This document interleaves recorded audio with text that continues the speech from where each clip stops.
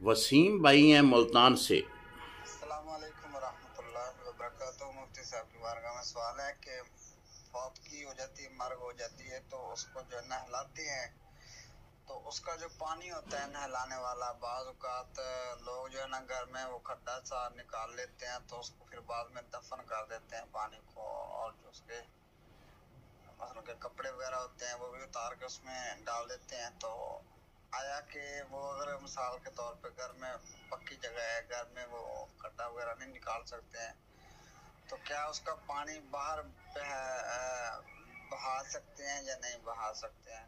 ज़रूरी है खड्डा निकाल कर उसको दफन करना?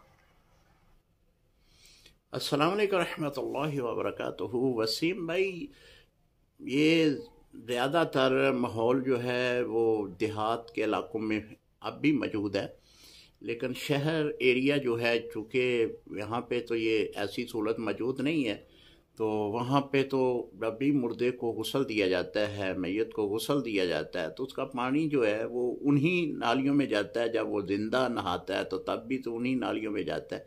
लिहाजा कहीं भी ऐसी सूरत नहीं लिखी कि गड्ढा खोद कर जो है मैयत को गुस्ल दिया जाए, उसका पानी जो है वो एक मकाम पे फिर कपड़े भी उसी में डालकर उसे दफन कर देना चाहिए। ऐसा मामला नहीं है।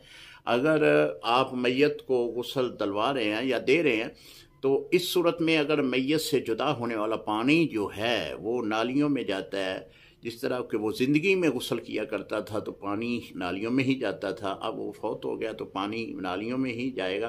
तो लिहाजा अगर वो नालियों में जाता है तो कोई मज़ायका नहीं है। उम्मीद है मसला समझ गए हैं। अस्सलाम वालेकुम रहमतुल्लाहि व बरकातुहू।